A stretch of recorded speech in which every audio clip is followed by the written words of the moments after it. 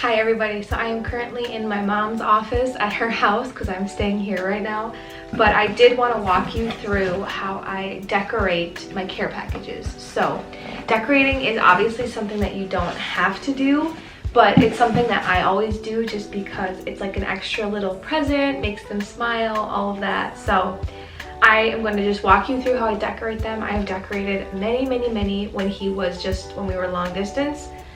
This is my first one when he's actually deployed, so it'll be super fun, but I'm gonna just walk you through all that.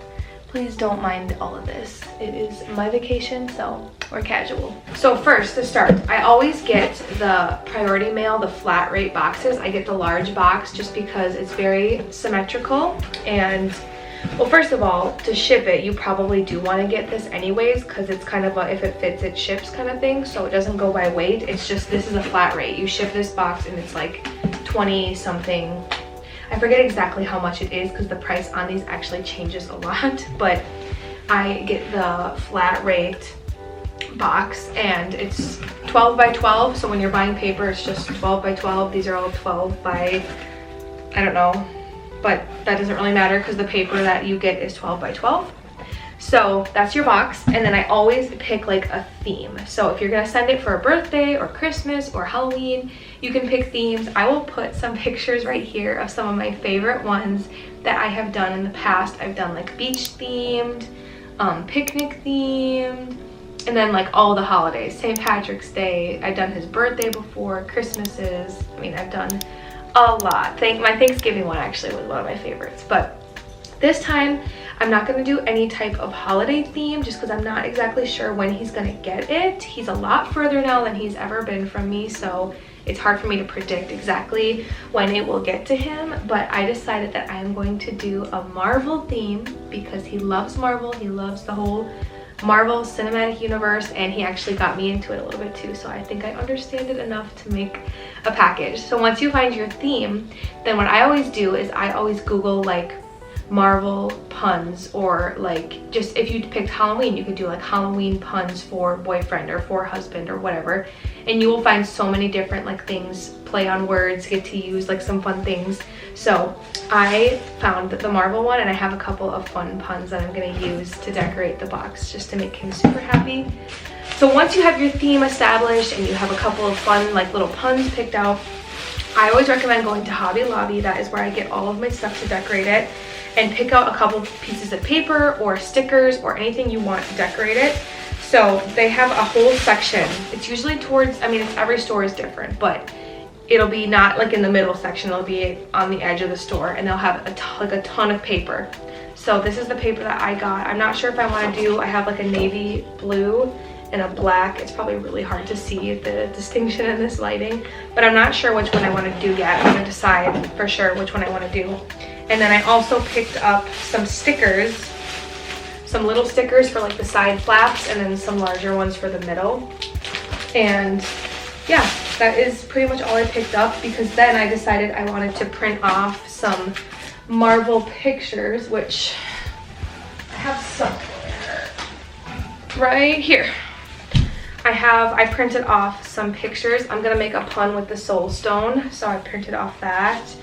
I printed off just some comic strips that I'm gonna put on the side, so I thought that would be kind of cool. So personally, I just think it's easier to use hot glue than anything else. Tape would work just fine too, but I always just find that the hot glue sticks really well, and it's fast, so you can like decorate. If you were to do like other glues, it might not dry as fast. So I'm gonna plug this in and I'm gonna start decorating. I have to figure out though first if I want to use the black or the blue paper, but so the really good thing about getting this 12 by 12 paper at Hobby Lobby is that it fits perfectly on the side flaps. All you have to do is just cut off, you know, whatever you don't use. And it also fits perfectly in the center of your box. Now usually, even when I do put one of these in the center, I usually just cut off a little bit, like a tiny little bit on the top and the side, just so that it fits in there a little bit better, because it's like exactly the same size. So there's a little bit of, like, you have to kind of adjust a little bit. So, oh, sorry.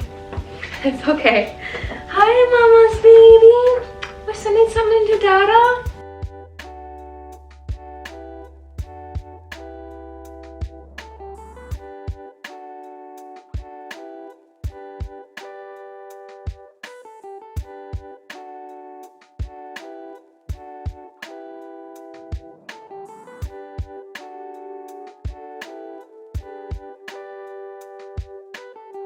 All right, I have the package done. Here is the finished Marvel package. So the center just says, "You are a marvelous husband." And then I have two little puns. This one, "Who needs a soul stone when you have a soulmate?" And then this one, "When I fell for you, I knew it was endgame." So, and there's some wonderful hot glue residue that always happens. I have to make sure I get that off. And then the sides just have all the comic strips. So this is my Marvel package. I just wanted to show you guys how it ended up turning out. Okay, so I will say something that I always recommend sending in the care packages is something like personalized. So something that they can't just go buy at the store, because depending on where they're deploying, like in Al's case right now, there is like a store, like a MCX, PX kind of deal where he can buy like stuff. So he doesn't necessarily always need like stuff. I mean, he can go buy some snacks and some hygiene stuff.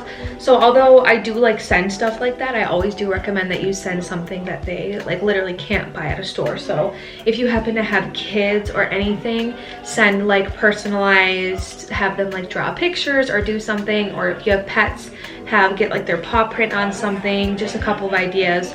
Or you can always make like picture books or just anything like that that's gonna just remind them of home. So today I'm actually gonna make a little bit of a Christmas craft with our niece and our nephew, and then also our dog, just to make him smile, even if it ends up getting tossed or lost or whatever. If it's just something that can make them smile while they're away, I definitely think that it is worth it. Come here, baby.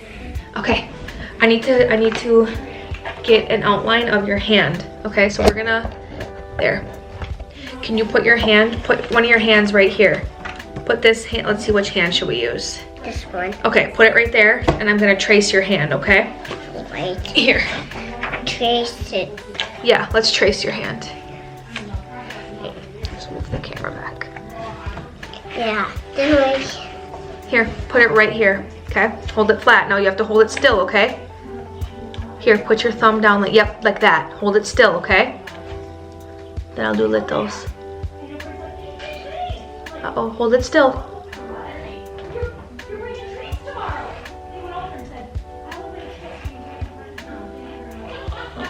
There. Look at Braxton, look. Isn't that cool? Guess who this is going to? What? Uncle Al. No. Why? Santa? Mama paint them. Pretty prid. Uh-oh, put your hand back. Yep, put your hand right there. Hold it still.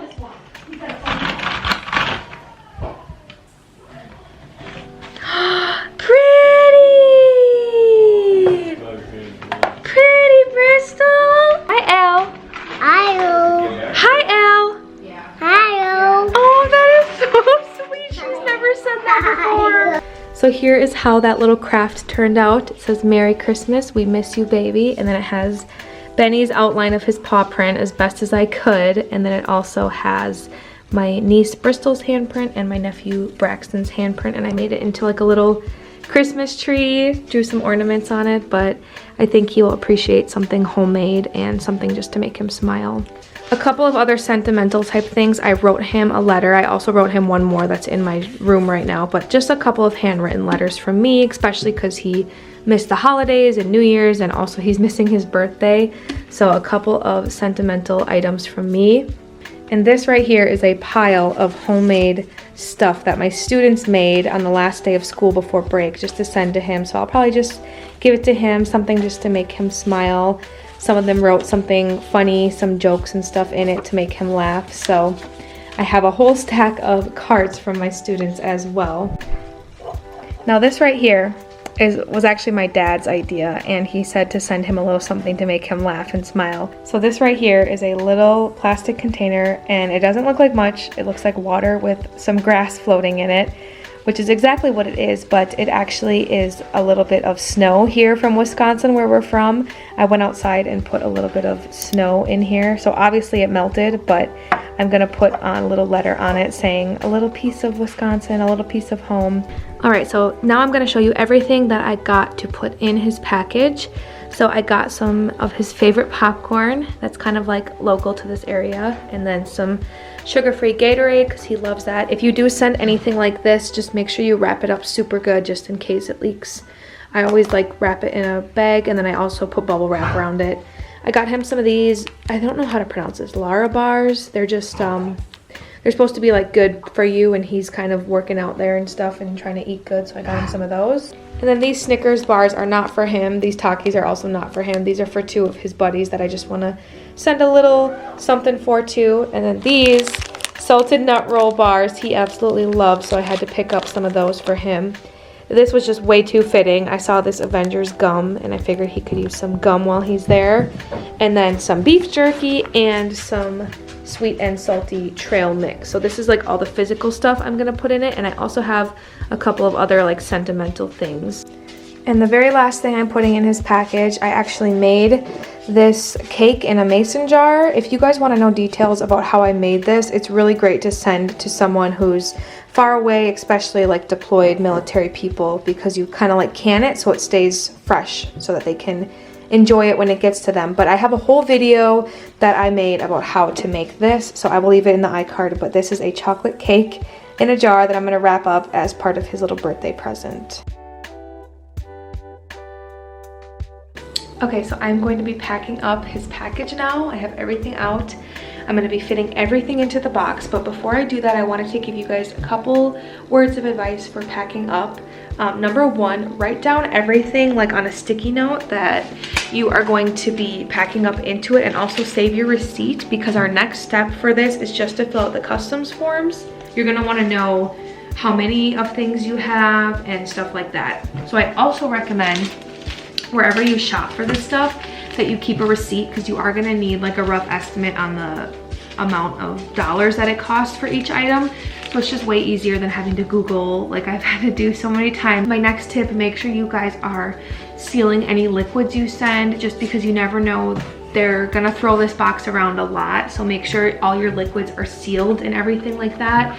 I usually put them in a Ziploc bag, and then I also wrap it in bubble wrap just to be extra sure, because you definitely don't want them to get a soaking wet package, because the stuff in it will be ruined. Any cards, letters, and also like your cute decorations will probably be ruined. I've had it happen once before. Luckily it was only just to Al in North Carolina when he was there, but he couldn't read like any of the cute little things I wrote, so avoid that.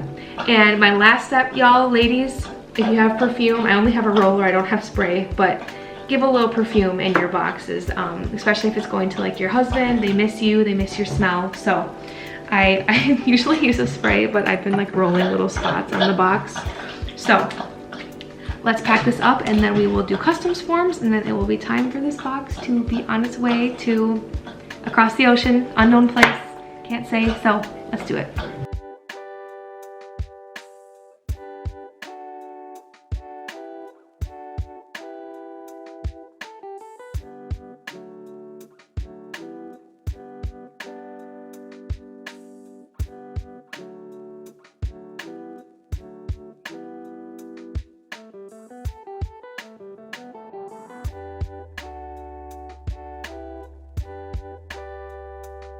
All right guys, so our very last step now is to complete this customs forms. So if you are sending a package in the US, you don't need to do this, but if you are sending it overseas at all, international, or to an APO address or an FPO address for the military, you're gonna need to fill out this customs forms. Luckily, it's really not all that complicated, but I do just kind of want to walk you through, because honestly, I had to watch a video the first time I did this, so it's kind of a lot. But basically, this is what it looks like. Hey everybody, so I am just editing the deployment care package video, and I just wanted to address something in here that I did a little bit wrong. So the customs forms part, I was actually filling out an old customs forms, and it does matter what one you use because they're only accepting the newest version of it. So I'll put a picture here of what it should look like. So if you're filling out one that looks like mine, it's not the right one.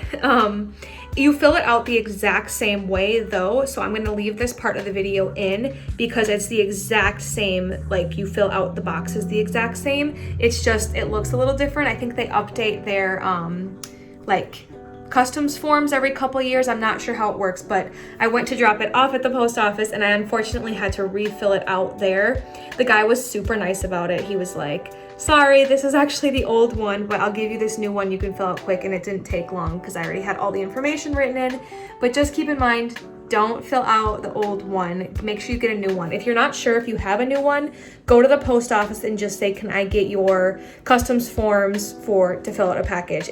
Sometimes people like stock them up and get old ones. That's exactly what my mom did, is she stocked up from a couple years ago, and it's not the right one. So make sure you're using the right one, you guys. I just want to make sure that you are prepared, but the way you fill it out is the exact same. So my video should still hopefully be helpful for you. You don't need this first page. You actually will tear this off before you bring it in. So just keep that in mind. This is all just kind of instructions, so it's helpful, but you only start with this. So you have your from right here, and you have your to. So that's just pretty self-explanatory. You fill in your, your address and then where it's going to.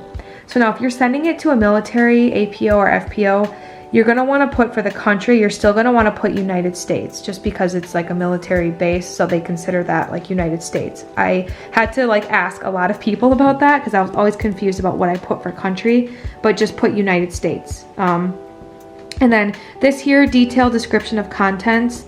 This part is the part you're gonna wanna make sure that you were keeping records for. So you just kind of put, it looks like here they have 1, 2, 3, 4 lines. I've seen different customs forms that have 5, but obviously you might have more than 4 or 5 items in your box. I always choose the heaviest.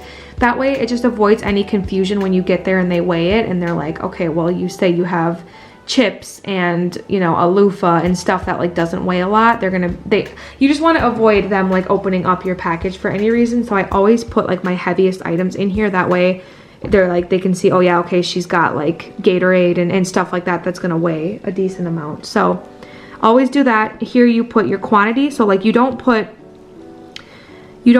like 5 granola bars right here. You'd put granola bars and then quantity 5. And now the weight and value is like per one item, so like each. So you don't weigh all 5 granola bars and put the weight. You put what the weight of one is and then you tally it up here at the bottom. So that might be a little bit confusing, and obviously like it doesn't need to be exact. I always just kind of look up the weight, like Google. You guys utilize Google because you can Google like the weight of things and stuff like that to kind of get a close estimate. Down here for total gross weight, I always used to fill it out, but I was told recently by somebody to just let the post office fill that out, because if it's wrong, which it most likely will be because you're estimating first of all, and also you have more items in here than what you're listing, just let the post office fill out the total gross weight, because they're always just going to cross it off and put what the actual weight is anyways. So do that. Check all that apply. You can check anything really in here. I usually do gift. When I do my like care package project that I do every year, I do like the donation one, but if it's just going to your husband or something, you can just put gift. And then yeah, I think that's pretty much it. Up here they will fill this out. Just make sure that you sign it. There should be a place here for you to sign. Let's see. Oh, right down here. I've seen a couple different customs forms, but right here, this one, I certify, blah, blah, blah. You're gonna wanna make sure you sign and date this. So as you can see, now there's a bunch of different copies of this that they bleed through when you write. So make sure you press really hard on this first copy, because I've already gone to the post office and the bottom copy was barely legible, so they had me kind of like fill it in.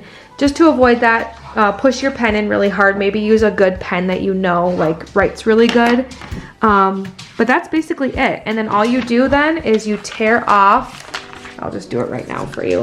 You tear off this top copy, you don't need that. You bring this in with your package, and I usually just kind of like put a little tape on here so it doesn't blow off when I'm walking into the post office.